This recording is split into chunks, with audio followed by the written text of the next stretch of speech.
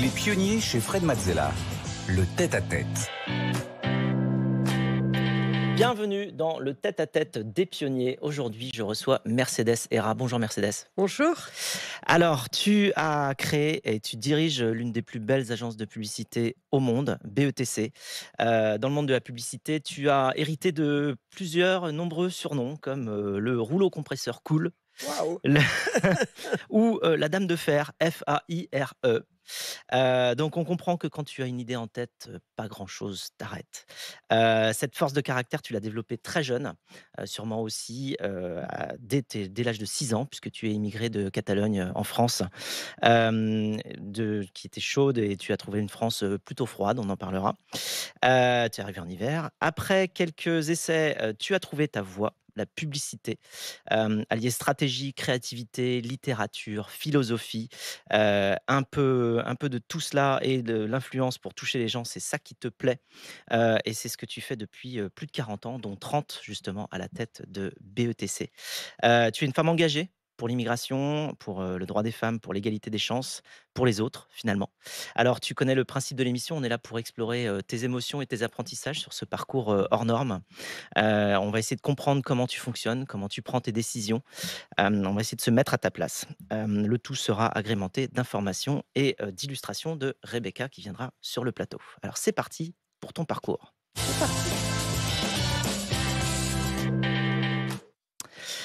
Alors tu es née en 54 à Sabadell, en Espagne, en Catalogne.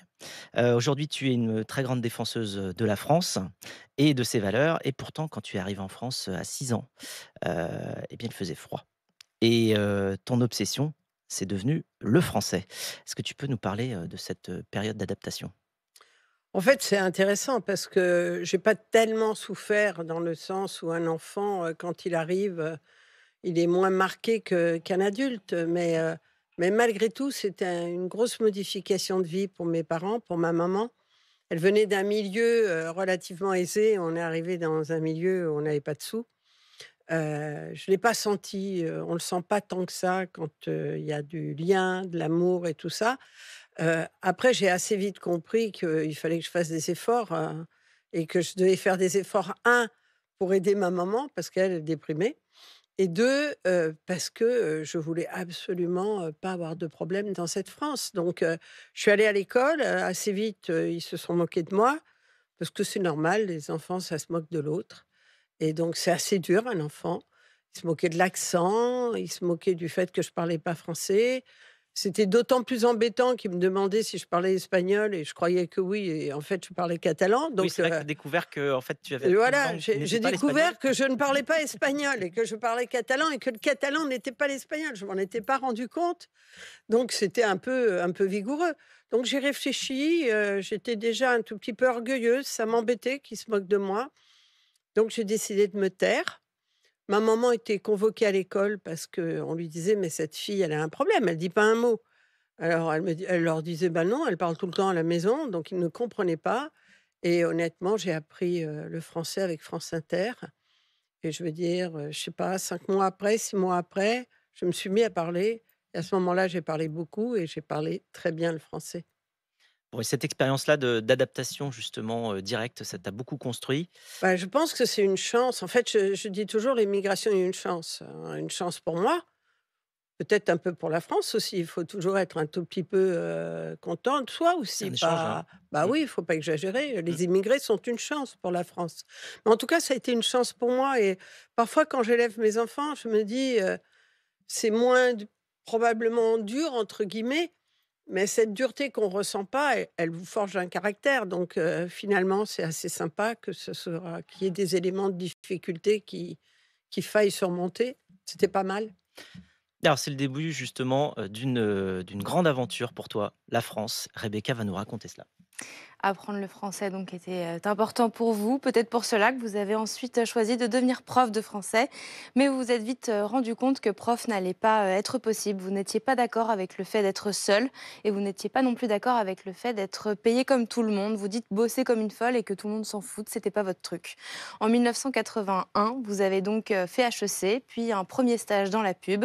Vous avez enchaîné différentes expériences dans ce milieu dont vous vous êtes tout de suite tombée amoureuse finalement. Vous aviez la sensation que ce métier était fait pour vous, ce métier de la persuasion. Vous avez passé 14 ans chez Dupuis, plus tard racheté par les Anglais pour devenir Saatchi et Saatchi.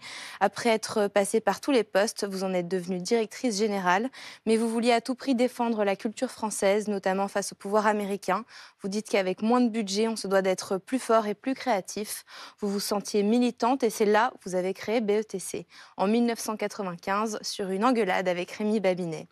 De Air France au bébé Evian en passant par Canal+, ou encore McDo, 30 ans plus tard, le succès de BETC est votre plus grande fierté, ainsi que les gens qui vous entourent au quotidien, la réussite du musée de l'histoire de l'immigration et bien sûr de vos 5 enfants et de leurs différences et leur complexité. Vous êtes aussi fière d'être une femme et de pouvoir faire ce que vous voulez, fière d'être authentique et fière de pouvoir être et venir comme vous êtes. Elle sait tout, Rebecca. Ah ben, on s'est renseigné, hein, ça c'est sûr. Alors créer une boîte sur une engueulade, c'est pas très commun, tu me Non, racontes? mais en fait, Rémi, c'était formidable d'être avec Rémi. Mais j'avais le sentiment, Rémi faisait s'occuper de la partie créative et moi de la partie stratégique. Et il avait l'air de croire que la création était plus importante que la stratégie. Et très, très vite, dans nos discussions, j'ai pensé que la créativité, c'était l'ensemble. Et je pense que c'est ça notre différence. Et je crois qu'on s'est mis d'accord tous les deux, que lui, il a fait un pas vers moi un pas vers lui. De toute façon, je trouve ça toujours formidable quand les gens ont des points de vue un peu différents et qu'ils se mettent d'accord. En général, c'est plus brillant que quand on est content de soi et on ne bouge pas de sa position. Mmh. Donc, on s'est mis d'accord que toute l'agence devait être créative, y compris nos assistantes. Et je crois que c'est ce qui fait l'âme de BETC. Oui, être créatif, non seulement sur les messages, mais aussi sur la stratégie elle-même, Ben, parce que sur c'est le beaucoup de fond, créativité la stratégie, bah, hein. bien C'est sûr, le le rationnel, fond, l'émotionnel, ça fait le sens, c'est on dit pas n'importe quoi. Si on n'a rien à dire, il vaut mieux se taire. Des choses comme ça, c'est très BETC. et alors donc cette engueulade a forgé justement, ta vision de la pub, à la fois stratégique et créative comme tu le dis et la campagne, d'Évian l'incarne parfaitement. Est-ce que tu peux revenir justement sur la création de cette formidable campagne, d'Évian avec les bébés qu'on a tous en nous? Oh, c'est un sujet, alors la stratégie a été importante, la création a été importante, donc c'est un bon résumé de notre histoire. C'est-à-dire la stratégie, c'est comprendre finalement ce qui est fondamental pour les gens et le relier à un produit. C'est un mélange de rationnel et d'émotionnel. Parce que les gens ne veulent pas qu'on dise n'importe quoi sur un produit, donc il faut être très très précis. Qu'est-ce que fait cette eau, à quoi elle sert, où est-ce qu'elle mène? Et puis en même temps, il faut toucher quelque chose de profond. Alors, dans l'eau, vous avez 2 grands imaginaires. On ne va jamais contre l'imaginaire des gens. C'est eux qui dirigent. Et dans les imaginaires, vous avez un imaginaire du moins. C'est on nettoie, on enlève tous les péchés, tous les kilos, et on enlève. Et puis un imaginaire du plus. La vie, le fait qu'on met de l'eau et les plantes poussent, et vient par les consommateurs, pour les consommateurs et du côté de la vie. Parce que derrière, il y a un petit bébé. Alors à l'époque, il y avait un petit bébé un peu classique, le petit bébé qui vient de naître, et puis on s'arrêtait là. Et puis on s'est rendu compte, en approfondissant, que dans la santé, dans le vécu de la santé, il y avait quelque chose de très très profond qui était l'histoire du vieillissement de la population. Parce que c'est pas une blague, le vieillissement de la population, c'est gagner 20 ans en 20 ans. Et quand vous gagnez 20 ans à 20 ans, c'est magique, mais vous savez plus où vous en êtes.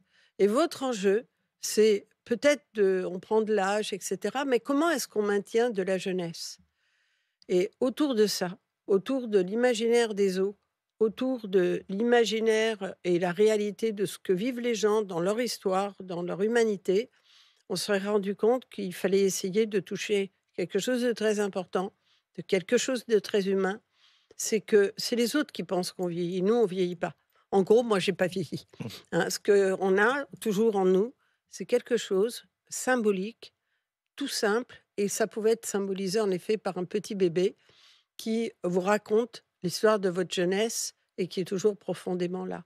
Et c'est pour ça d'ailleurs que j'aime tant les personnes très âgées, parce que ce qu'elles racontent, c'est des histoires de bébés, d'enfance, de jeunesse.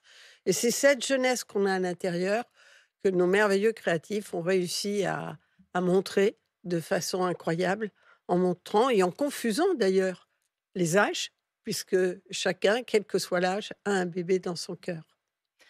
Alors cette, campagne, elle est formidable, elle est extrêmement, émotionnelle justement, elle touche. Ah oui? C'est évidemment pas, la seule, qui ait fait le tour du monde.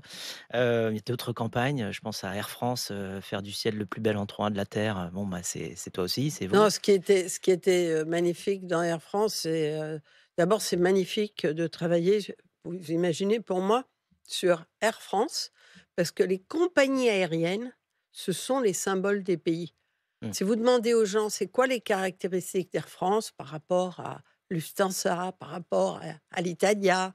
Bah, sur Alitalia, ils disent ils sont toujours en retard, mais c'est parce qu'ils pensent qu'ils qualifient des Italiens. Les Allemands sont toujours à l'heure, mais c'est pas toujours très gai.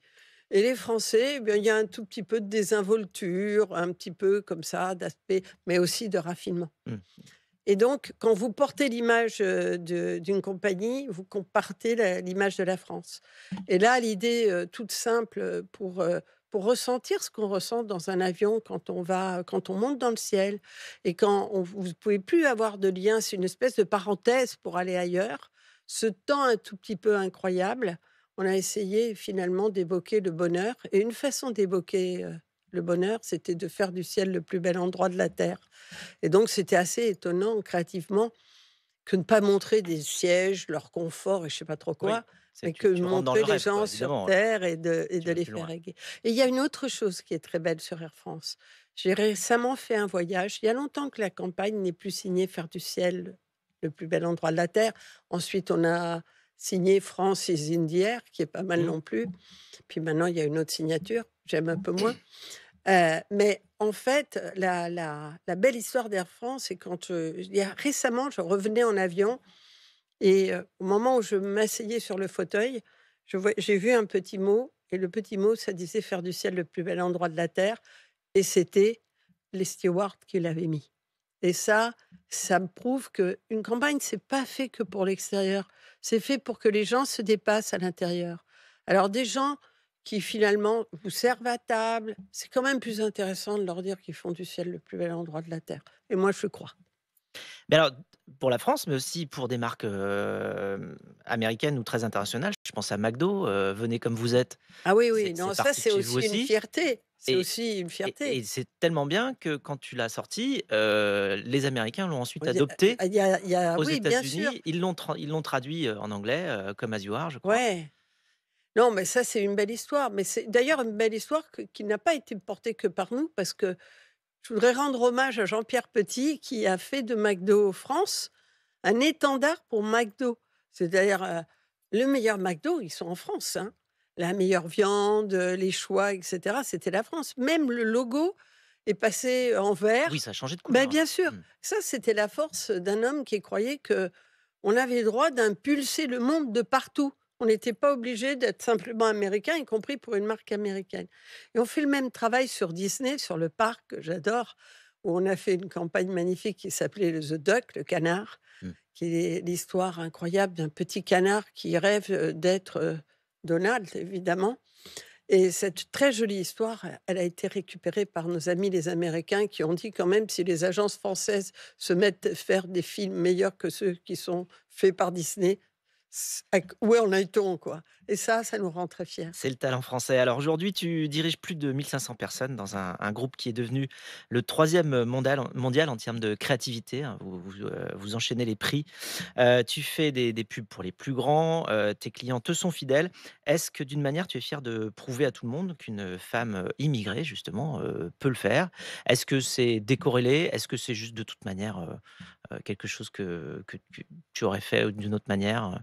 Bah, non, enfin mon histoire est aussi liée à l'immigration. Je pense que l'amour de la France, c'est agité avec la migration. Je pense que quand vous êtes né quelque part, c'est pour ça il faut faire attention. Moi, je respecte tout le monde, les Français de souche, de pas de souche, de tout ce qu'on veut. Mais quand vous venez d'ailleurs, la France est un choix.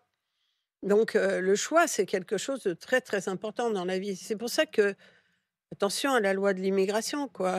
C'est juste qu'on en a besoin de ces étrangers qui, tout d'un coup, se mettent à aimer la France. Un tiers des Français est issu de l'immigration. Respect. Donc, je ne sais pas ce que j'aurais fait si j'avais pas eu ça. Moi, je sais que ça m'a marqué. Après, non, je pense jamais à ça. Je pense, aux gens qui m'entourent. Je pense qu'on n'est pas encore assez loin. Je pense qu'on a encore de la marge de progrès. Je pense qu'il faut que j'en fasse plus. Je pense que j'engage des gens très bons. Et quand même, le matin, quand j'arrive, je me dis, il faut quand même que je leur apporte quelque chose. Il vaudrait mieux, non? Et donc, j'essaie de m'appliquer. Je pense jamais à... Tu te challenges tous les matins? Ah oui, je me challenge. Ouais, ouais. D'accord. Je Tu dis: déteste «Comment le comment je vais faire pour contentement de être, soi. super forte aujourd'hui?» Bah, qu'est-ce que j'apporte? Mmh. Pas de contentement de soi. Et puis d'abord, je suis parfois très en colère contre moi aussi, hein. J'ai un compagnon merveilleusement optimiste qui me dispute, qui me dit: «Mais ça va quoi?» et tout. Et moi, je suis là: «J'ai raté ça, ça c'est pas bien». Ah, tu t'auto-critiques, Bah c'est ce qui te oui, fait avancer aussi. voilà, ça m'aide. Alors merci, Mercedes, c'est l'heure pour nous de plonger dans le monde de tes passions.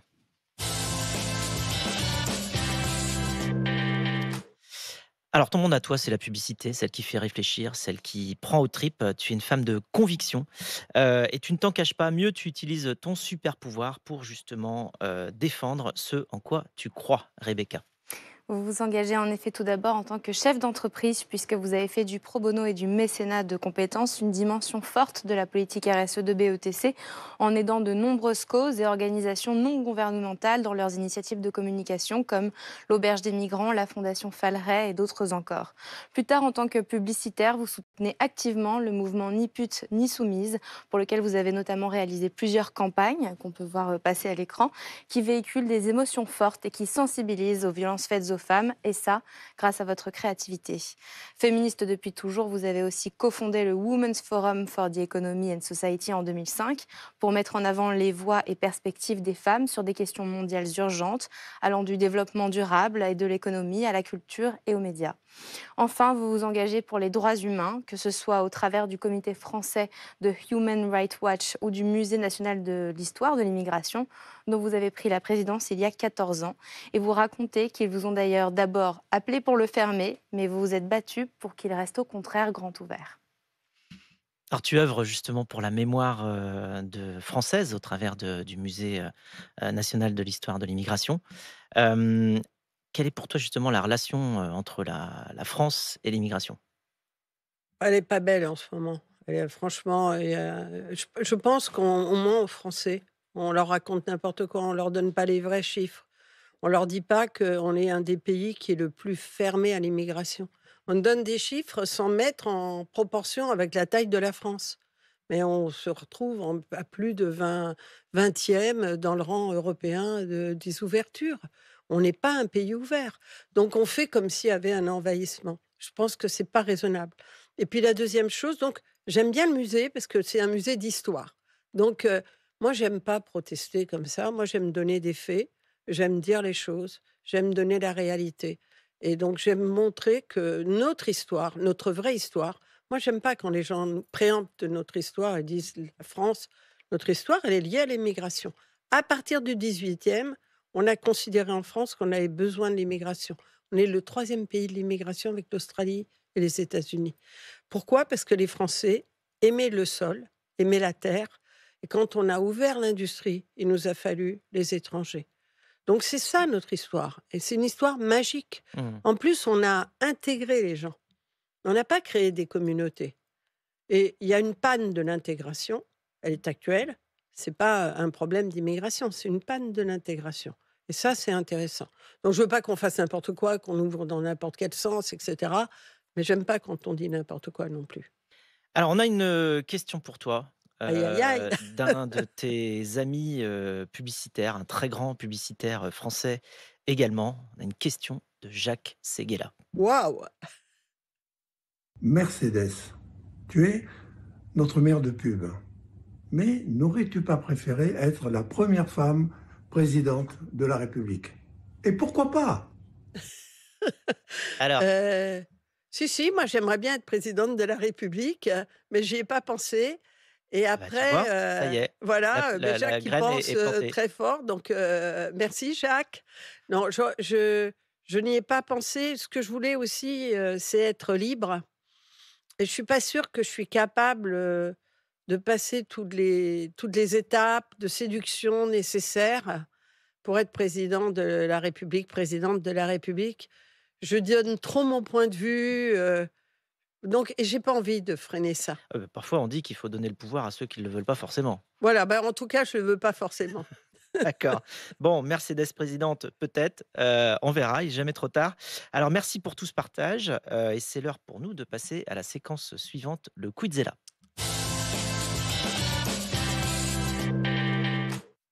Alors séquence Quizella maintenant, c'est quoi? C'est un questionnaire, rapide. Je pose des questions rapides, tu réponds également rapidement.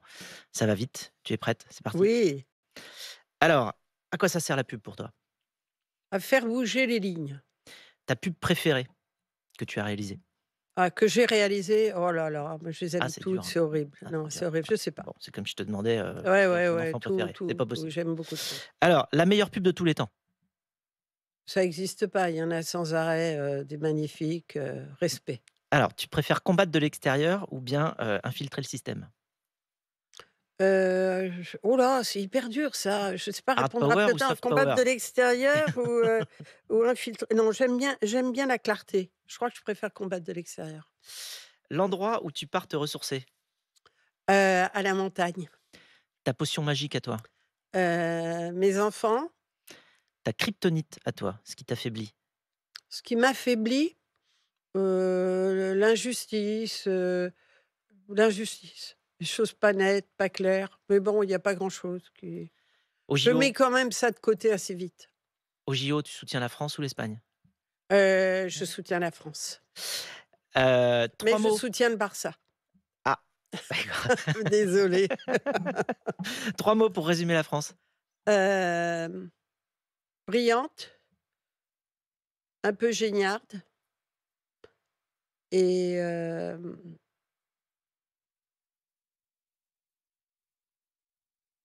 qui doit progresser. Si tu n'avais pas pu faire ce que tu fais aujourd'hui, qu'est-ce que tu aurais fait? Avocate, Quel est ton plus grand rêve aujourd'hui? que mes gamins aillent bien. Qu'est-ce que l'esprit pionnier pour toi? C'est ne jamais être content. Et enfin, pour terminer, si les 8 milliards d'êtres humains, écoutaient les pionniers aujourd'hui, ce qui est pas loin d'être le cas, je te le dis, tu verras les audiences, quelle serait la plus belle phrase que tu leur adresserais? Il faut aimer. Il faut aimer. Eh bien, écoute, merci beaucoup de t'être, prêté au jeu. On va se quitter sur une chanson que tu as choisie, Ouais, et tu vas nous dire pourquoi. bah, parce que je trouve que mon fils a un énorme talent, qu'il est enfermé, sans arrêt dans un studio et que ça fait 10 ans qu'il est enfermé et qu'il va continuer et que j'aime bien cette énergie qu'il a. Moi, personnellement, je trouve qu'il est meilleur que Daft Punk. D'accord, c'est Waking Up With You, de Cosmonection. Merci beaucoup. Merci de nous avoir partagé ton monde, ton univers, tes passions, et ton esprit pionnier. Merci, merci, c'était un plaisir. Merci Mercedes.